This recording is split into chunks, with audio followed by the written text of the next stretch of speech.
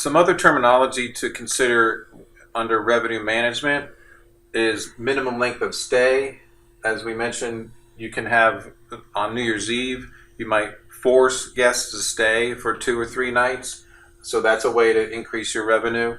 The hurdle rate is a minimum room rate for any given day.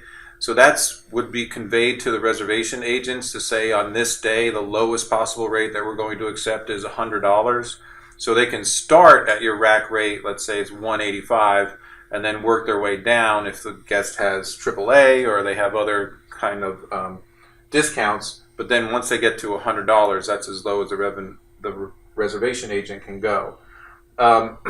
We also want to make sure that we don't displace guests, because business guests typically pay more than transient and leisures. So we don't want to book a whole group at a low rate and then the hotel's sold out, but then we don't leave ourselves flexibility at the end of the reservation system for us to be able to book business guests that you typically pay a lot more. So we want to make sure we don't displace those guests.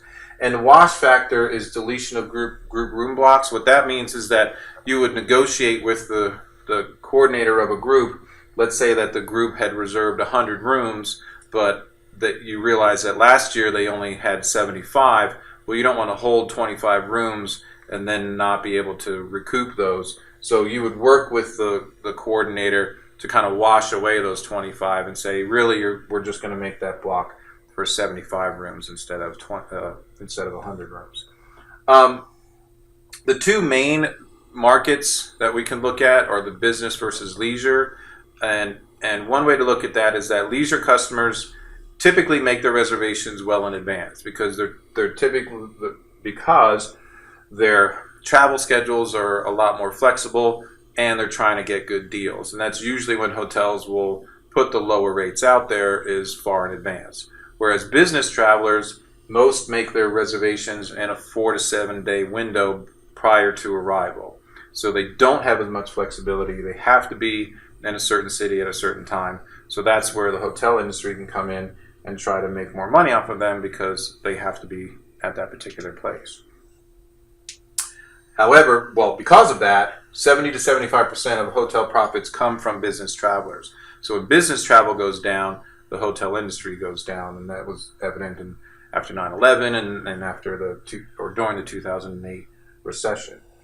One way to look at it too is, and I'll discuss elasticity of demand in a second, but leisure travel is going to book well in advance. If this is 100 days out, leisure travel is going to book well in advance, and the business travel is going to wait for a long period. And as we said before, in that 4 to 7 day period, there's going to skyrocket up and make most of the reservations in that period. Another way to look at that is called elasticity of demand. And what that means is how sensitive is demand to change in price. And elastic demand is very sensitive to price. So elastic is with the leisure market. If you change your rate by $1 or $2, then people would or would not book with you. Inelastic demand is not very sensitive to price. The business market doesn't care if you increase your rates $2, $5, $10. You can see here that they typically spend 4 to 5 times more than the leisure market. So you can book out a few of your rooms well in advance to try to lure in the leisure market, but you really want to hold on to the majority of your rooms to hit this inelastic market for the business travelers. Just a few quick statistics on the business market. You can see that business travel, 64% when they surveyed said that they were planning on traveling much less frequently. That's in terms of cost, and obviously with Skype and other technologies, you don't have to travel as much. So a lot of these indicators are not very good for the hotel industry. However, they are looking for cheaper hotels, so that's good for budget hotels. But a lot of these indicators are not very positive for the hotel industry. Another thing to look at in terms of business travel is that the majority are now booking at mid-scale hotels, which once again makes sense because they're trying to save money. But they really don't drop way down into the economy. Most business travelers are going to stay in the upscale or mid-scale. Most companies are not going to allow their personnel to book at a luxury because it's just too expensive. So the mid-scale and the upscale are the two most common segments for hotels for business travel. And then generationally, there's still the older pre-baby boom.